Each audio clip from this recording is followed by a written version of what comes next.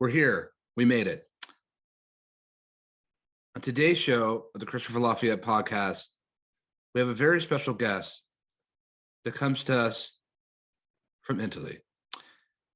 Tony Vitillo, someone whom I've known in the XR, meaning the extended reality industry, for some time now.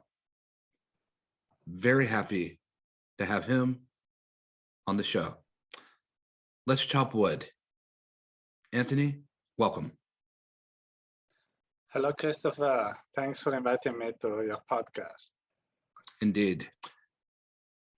Who is Anthony Vitillo? Well, Anthony Vitillo is a guy that loves immersive realities and try to be a good community member. Basically, very shortly I always loved computers, and I started with AR and VR in 2014.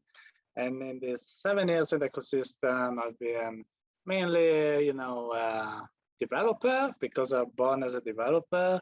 I always like to experiment with new technical stuff. I've been an entrepreneur, trying to create my own venture and helping others in building their products. And I've been a blogger, someone that likes to talk about this technology and create a community that can push the whole VR ecosystem, the whole technology together. So that's what I am very, very briefly. I've done some projects. I'm working on VR events like we did South by Southwest this year, or Venice VR Expanded. I've done a fitness VR game with New Technology Workers. That is my current agency.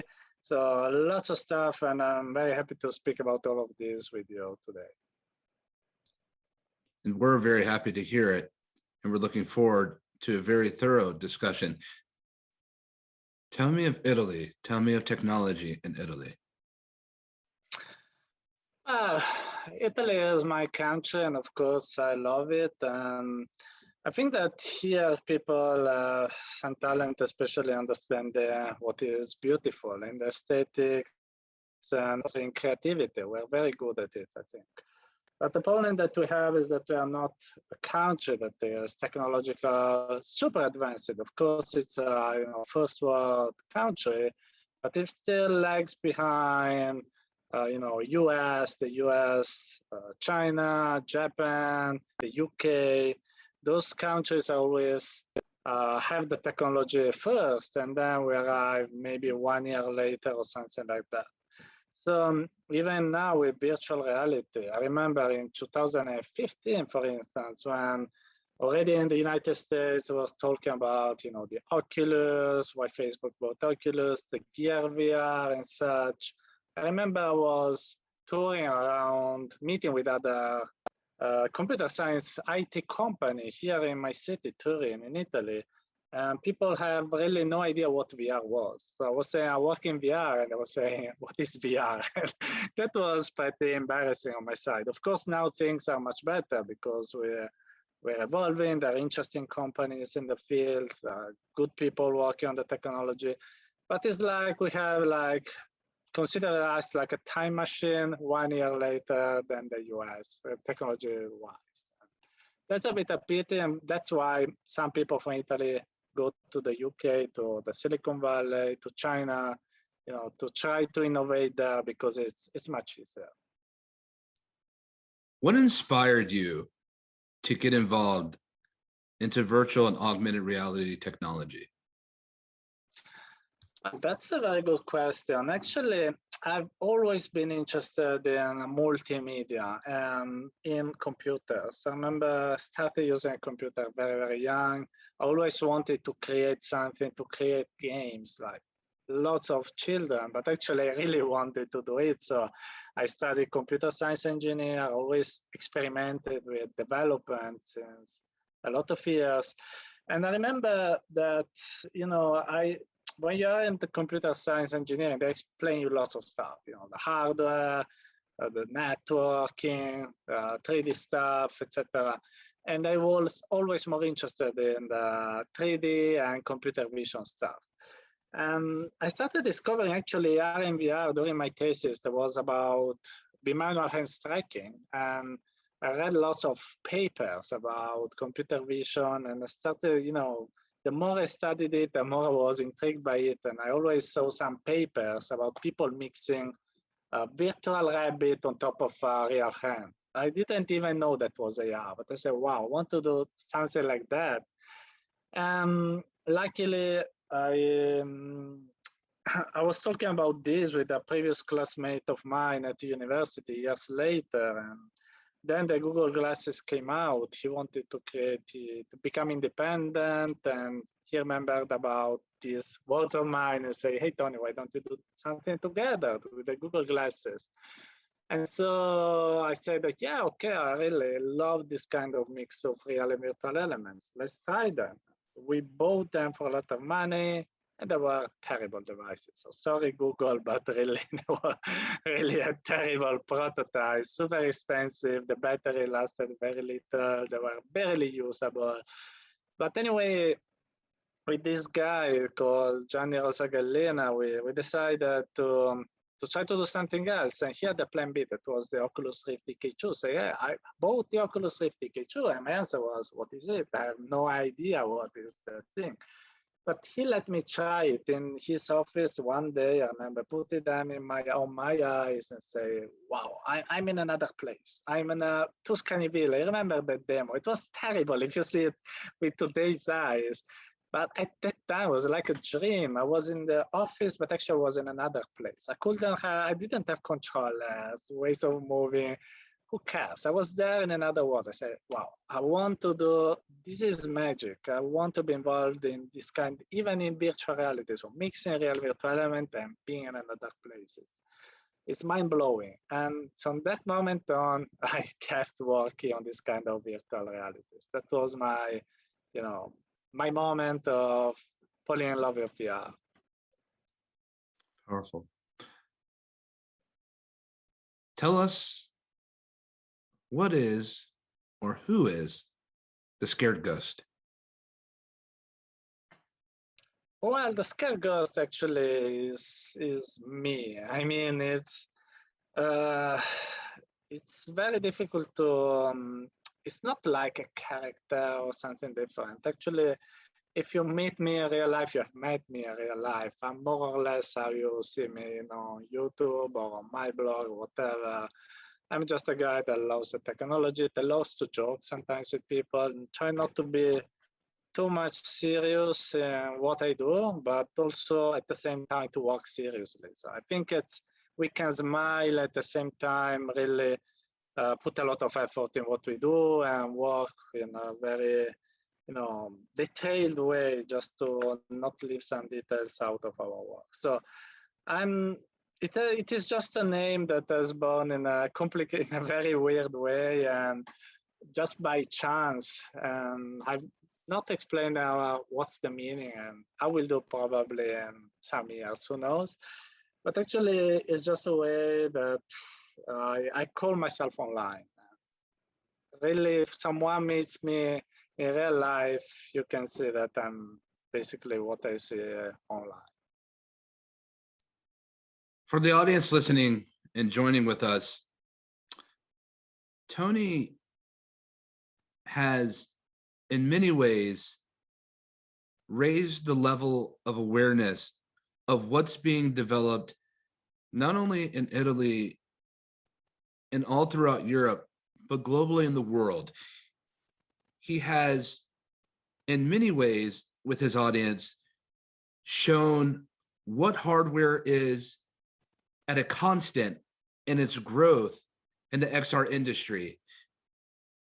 Tony, in your track of XR and in your experiences, what has led you and what is driving you to be so consistent and hyper-focused on the new technologies that are coming down the pipeline and that are arriving?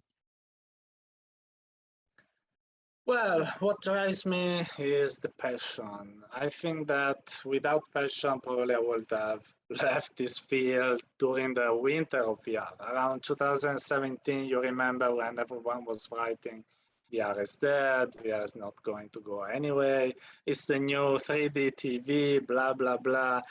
And without passion, I would have left during that moment because no money was flowing. I was really having, problems in surviving like many other people in the space in that period.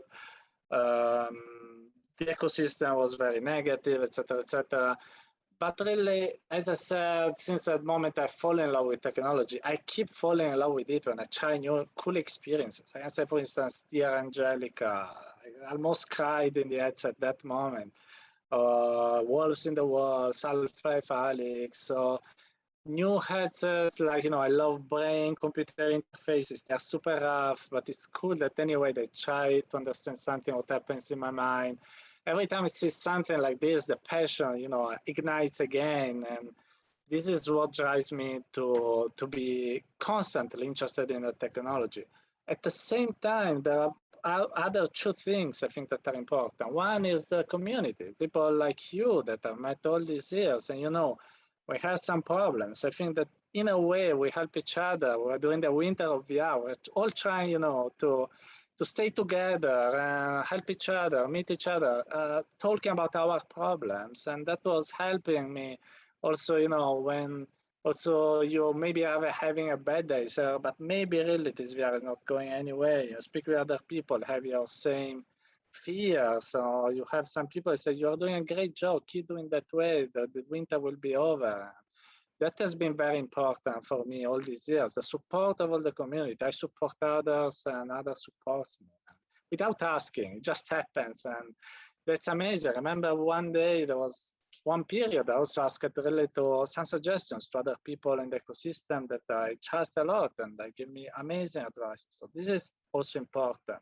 And the third thing that I think is always something that people don't realize completely sometimes is also a sense of discipline. Is,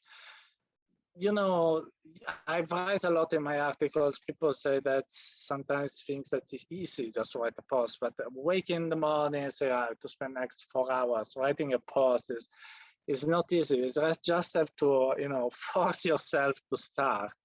And maybe it's easy to do that one day, but my blog, for instance, for 5 years. So imagine doing that for 5 years. It requires really having discipline. And this is something that people love to talk about: motivation, passion, but discipline is something that is not cool to talk about sometimes, but it's super important. Like even those days where you don't feel the passion, where you feel alone, you force yourself to work, and that's very important to keep working on something and improving for years. Certainly. Let's discuss hardware, shall we? What absolutely most excites you about today with hardware in VR, and which platforms have your attention this moment? Well, that's a very good question, and I would say that if I had to choose one thing that excites me in this moment in AR and VR is really that the two technology starts to blend. So headsets like the Lynx, that is a pass-through AR device, something like the pass-through AR on the Quest 2 and on the Focus 3. Also, I guess it will come also to the Pico, the Vario XR3. So all these headsets that let you do both VR and AR, maybe not with the same quality, but anyway, you can start see the blending, what will be our future when with only one device, I can decide to be together with others, maybe to enjoy something together in the same room, or just close myself and maybe travel another place. So this is what excites me because I think that, a glimpse towards the future. And what are the platform of the moment? That's depend a lot on what you are doing. I would say for myself, of course, most of the time is the Quest 2 because it's the device that everyone is using. The the audience is so big, the community is so big. Our game, Hit Motion Reloaded, the fitness game, has been released first on the Quest 2, even if it was born as a headset for the Vive Focus Plus. So it was born as a device, a game for Vive, but now the main platform is Quest because it is what most people have. So I say that's my primary platform for now, but I'm also interested in what is going to happen. For instance, now there are lots of rumors about Valve that has made a great headset like the Index. And on enterprise side, there is this attention towards Vario that also makes astonishing headset. Every YouTuber that has tried the Vario XR3 is astonished by it. I haven't tried it yet. I hope to do it soon. But many others are doing good. Pico is just being bought by ByteDance. Vario is the Focus 3 is the best standalone enterprise headset at the moment, blah, blah, blah. So there's really a lot and depends on what anyone is doing. But if I had to choose one now, I would say the Quest because it's an obvious answer. You mentioned earlier about sometimes the small obstacles of what it takes to even wake up to write. Let's go a little bit further and let's lean in on this for a moment. You've been writing for years. I personally know of this, that you have been writing for years in the XR technology space about many occurrences, many things. You've attended many events. When you know it's time to write, Well, what is it that you're looking for? Go ahead. Well, that's very interesting because actually I receive lots of news every day. You know, when you know this very well, when you are someone that is part of the press, even if I'm not a true journalist, but let's say that I'm part of the press, you receive lots of press releases every week about indie games, about companies, about events, and the problem is that you can't write about everything because there's not the time basically, because also I'm not a blogger full time. I'm a developer. I just invest sometimes in the blogging activity. So it's a matter of deciding what to write, and it's complicated. I would say that it's a mix of things that help in deciding what's interesting. One is how many people can be interested in that. That's one of the first points. Writing something about, you know, an application that 5 people are going to use probably is not helping the community enough. Of course, I always try to support every kind of products. Maybe if I don't write an article, I write a tweet. That's much easier to write anyway, to give visibility to everyone. But anyway, how many people are affected? How much the thing is innovative? Maybe not something that many people can use, but something that no one has thought before. So it's very interesting. Or maybe if it is an interview, if that person can teach something to the community, or if there's an interesting story to tell, because I think, as I said, it's inspiring to hear about other people, can inspire others to work and work better in VR. You know, sometimes is also to help someone. I remember someone maybe has a Kickstarter campaign, has an interesting story, and say, okay, let's try to help you in reaching this goal, writing an article. These kind of things maybe are what helps in deciding. Also, something is, you know, also about a creative process. Sometimes I just want to talk about something. Maybe it's my experience. Maybe I feel compelled to write. But I would say that a mix of how many people can be interested, how much is innovative, and how much can help the community is a good mix of the things. So sometimes I receive some press releases, for instance, of indie games that I watch them. They're not even super good quality. And I say, okay, this is similar to many other games that are on the market. This is not informative enough maybe to write a post. So I usually help, as I said, in other way, putting a link in a newsletter, on a tweet, because I like to support indie gamers as well. But maybe the news is not enough for an article. Instead, a new headset. Many people may be interested in knowing if buying it or not. Maybe it's useful for their application. So, okay, let's talk about it. Let's write a deep article on it because it can help many people and can teach something new. So that's more or less how I decide that. It's not easy. Indeed. Let's move along to virtual events. Let's pretend for a moment that I do not know what a virtual event is. And we know that there are audience members that are listening today with us, that are along with us on this journey that you and I have together, that they do not necessarily know what virtual events are when you speak of it. Let's go a little bit further and say that no one here knows what it is. The question is, what is it, and why should we know what it is? Well, I can explain both with an example. So last year, at the end of last year, we did a New Year's Eve virtual concert, so a virtual event with a French singer, Jean-Michel Jarre, that personally I didn't know before, but I discovered he's like a legend of electronic music. He's innovated a lot in the 70s and the 80s, has changed the electronic music landscape inside a virtual Notre Dame. And it was inside a software VR chat made together with the team at Vroom. So basically, why this is an important example. So let's explain how this worked. Basically, it was an event that could be enjoyed on PC, but especially in VR. The magic was if you are in VR. So you take a VR headset, put it on your head, and you are teleported inside the Notre Dame Cathedral, wherever you are in the world. And in this cathedral, there were Jean-Michel Jarre singing in front of you, while 3P animations were moving all around the church with video mapping on the church and super special effects all around you in 3D, all the other people from all the world around you for a super party in virtual reality. So why this is important? Because first of all, you could attend it by staying at home. You didn't have to travel to Paris. The second thing is that it's Notre Dame. And you don't know if you remember, Notre Dame has been burned. So they will need like lots of years to make it return to the initial conditions. It is a masterpiece. And even if it is not accessible now, you couldn't enter it in VR. You could have 3D elements floating around you. You could have people from all over the world jumping and singing together with you.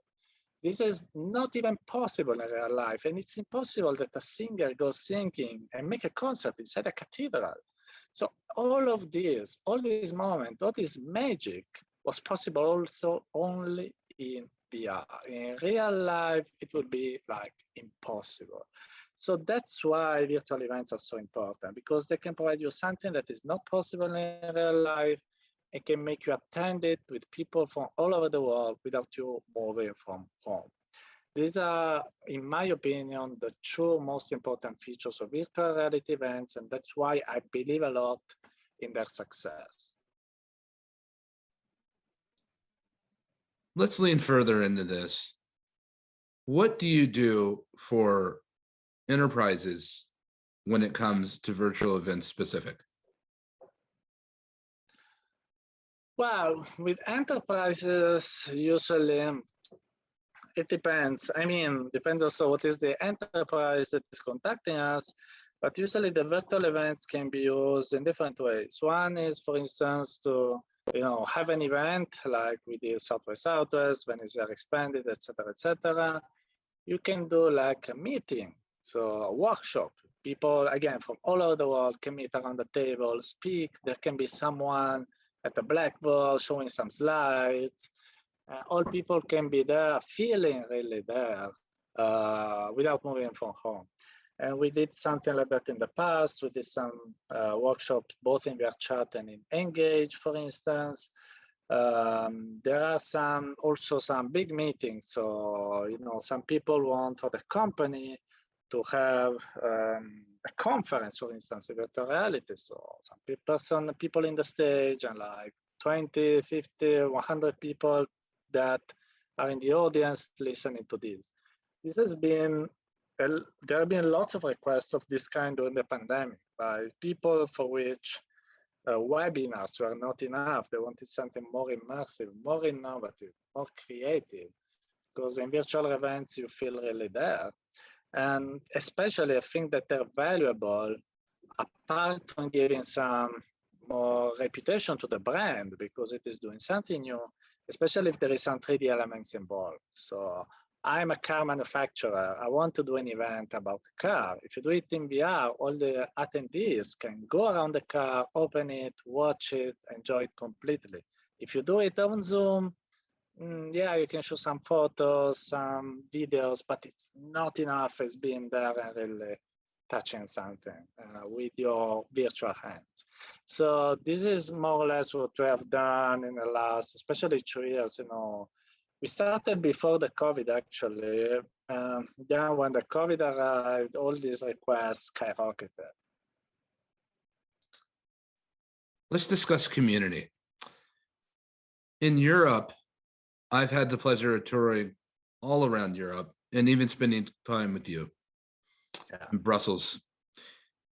Europe has a major XR community throughout with brilliant creatives, incredible developers and designers, and people that I personally know that drive event platforms to centralize communities like they would in a common square.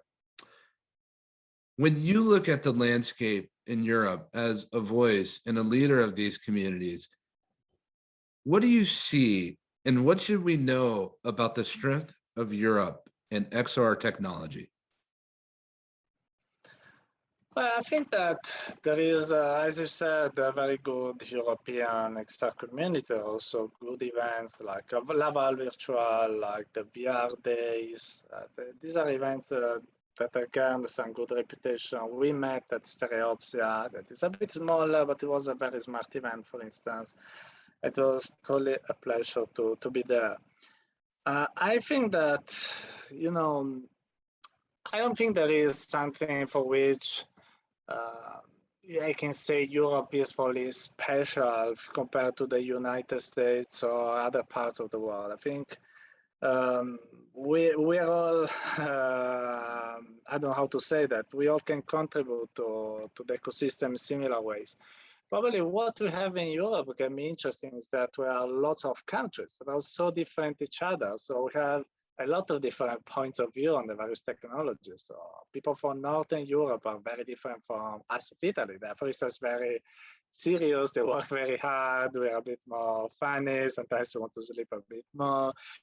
But we have different ways of working, of thinking, and probably that's the strength of Europe. There are so many voices, even in so small place. Probably Europe is smaller than China, fewer people than China.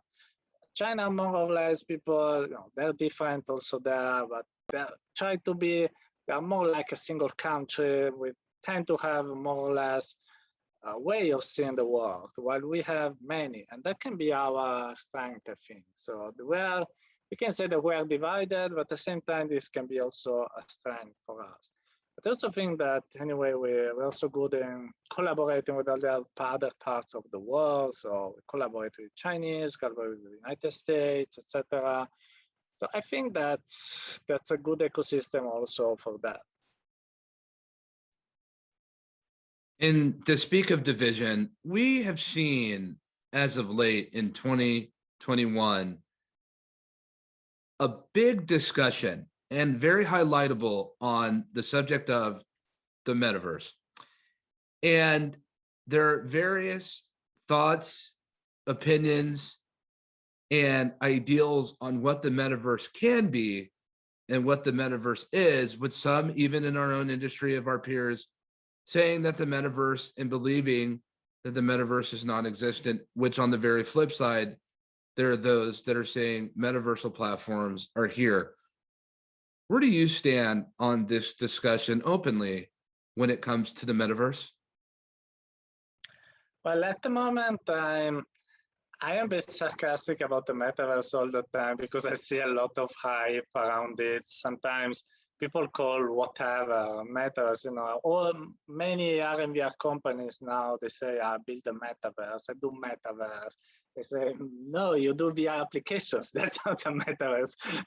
So those mock-ups, there was a TV show with mock-up, Alter Ego in the United States, and someone said, oh, this is a metaverse TV program. No, it's a TV program with a mock-up. So now I try, to say people don't misuse what some people started calling the M word, the metaverse. I don't even pronunciate it. It's become the M word.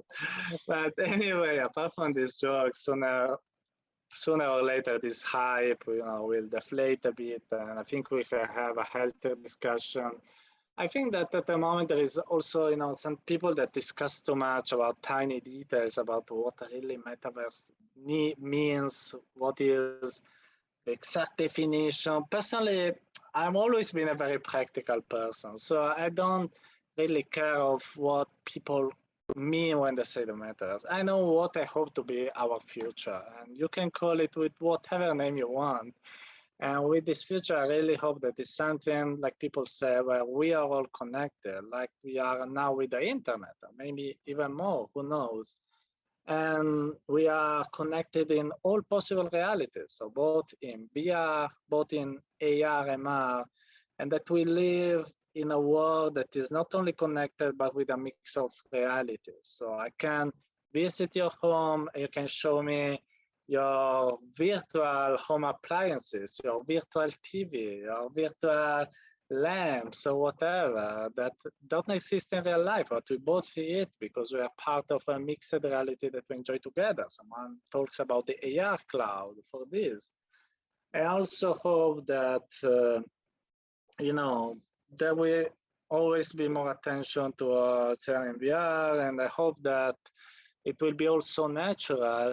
And why I don't believe that this will be a paradise without problems of privacy harassments, etc., that has always existed. And luckily, I hope that we can at least try to, that people can connect in a healthier way, that can be used, these new technologies, the more for the good than for the possible bad. So I really hope for something like this. Merging of realities and more connections between people from all over the world. This is, however you want to call it, this is my dream for the next, 15 years, 20 years. I don't have to rush for it. Sooner or later, it will happen. That's very honest, Tony, and thank you. Just a few more questions for you. What is your biggest focus today in what you do in work? Well, practically speaking, I would say that today my biggest focus in the VR event sector and in building this game, the fitness game that I'm building, Hitmotion. But speaking more high level, talking about my vision is, trying to not only build some products, but I really hope every time to do something that raises a bit the bar of innovation, tries to push the technology really, or helping others in pushing it. So that's why when Oculus released the pass-through APIs, as soon as I had the time, I really tried to find a way to hack them, to see the images, to use them, to make a picture inside the headset with a pass-through, maybe, they code a QR code, whatever. I couldn't do that because Oculus really makes this impossible. But my idea was doing that, and then I found a community on how to do that so that they could do that as well. Maybe someone could build something on top of me. So even if I don't, when we did our game, as soon as was the pass to implemented it, there is a new headset. I want to experiment with it. I have this Pico 3, for instance, with me. I'm working with it and experimenting what it can do. So the idea is that always, even if I have to do some, maybe for consultancy, something that is more standard, reserve some time anyway to make something more than what is currently possible. So this is what I would like to do also for the next years, like a mix of more ordinary stuff, push something like R&D stuff, crazy stuff, experimentations, because it's what really makes us to evolve. And what do you look for in relationships when you're building? A big part of what I've said and have been saying for so long and speaking about is the power of collaboration with building together in great unity between people and teams. What do you look for genuinely when it comes to building on any type of project? What does that look like for you? Well, that's what I like of your attitude, that you want to build together. And I think we have a similar vision. So of course, for my job, I also look for professional collaborations, to to make money, to work on something, to make money together. That's part of the world we live in. I'm not saying that this is not what happens. It happens a lot of the time. But if something just is there, as a collaboration that we work to earn money together, most probably it finishes when we finish to work together and everyone goes towards its own road. And that's okay, but it's not what really I'm looking for. What I'm looking for is different. What I'm looking for is for people that have a similar attitude. They are not like, oh, we're in the same field, we do similar things, we are competitors. They're more like, work in the same field. Let's see if we can do something together. Maybe sometimes we will compete, but other times we can work together. Or together we can help each other, because it's also a growing ecosystem. What's the point of competing now? It's just stupid attitude that someone has. So I'm looking for people like you that are real people, that are not fake, people that really wants to connect with Tony and not with the job I'm doing. I want to connect with them and I want to help them and they help me. And I met amazing people with the same attitude of helping each other. And as you always say, also, I don't care at all where they are, however they are, what they believe. I find from all over the world, someone in South America, in North America, in China, in Europe. And there are people that have different ways of seeing the world, but have this common attitude of wanting to build deep relationship, like friendships. We can say they are like almost like friendships with people that really create a real network, a deep network that can help each other and push the technology further together. And I would say that when you meet this kind of people, it's amazing because you can rely on them, they know they can rely on you. And these are one of the best things also I can say of my work, of the blogging side, meeting people, is that you can meet this kind of people and invite everyone also to be this kind of people and try to really use the heart to connect with the others and use also the brain to work on the technology the best that they can. But I think we can do a lot together. And there is also a lot of work to make people understand that we should stay together and not try to succeed individually, that either you're Mark Zuckerberg and you can afford doing that maybe, otherwise it's not going to work in the long run. So try to be a good friend with other people of the community. Anthony, you always share so much and you certainly share from the heart. We have a final question for you, and we undoubtedly want you back again with us sooner rather than later. What's the most important thing that we should know about what you do? And for us that are in the industry and for those that aren't, what's the most important lens perspective from your experience that we should know about extended reality? Well, I don't think I have something, to special to tell everyone about extended reality from my point of view on the technology. I think that, as I said, probably the thing for which I'm appreciated by some people is really the sense of bridging people, of helping people, of the community side. That's the most important thing, because the extended reality is technology. It's just a tool in the end. If you look at the headset, they're like shoe boxes that we put in our head, and you can look at the specifications of headsets and whatever, all the magazines online. It's just numbers and technology. That's something that all people can do if they just study those numbers and those technologies.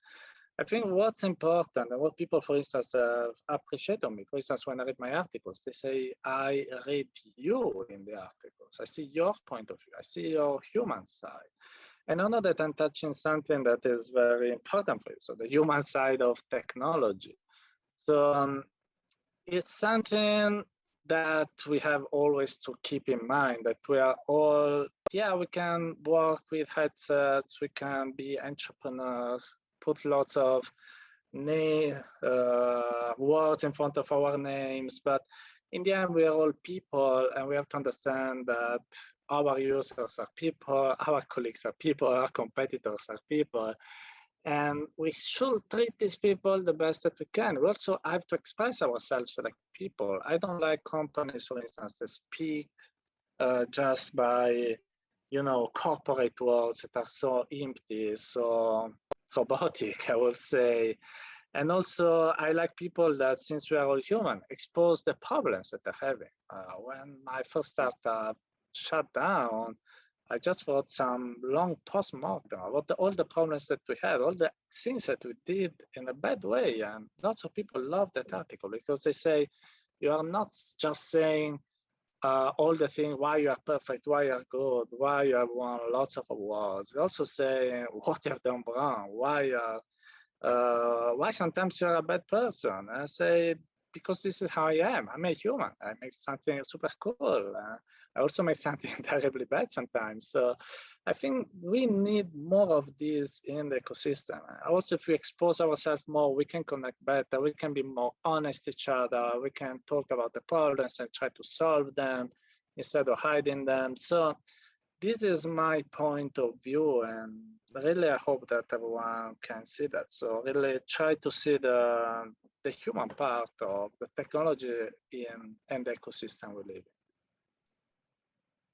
Everyone, you've just heard from Anthony Vitillo.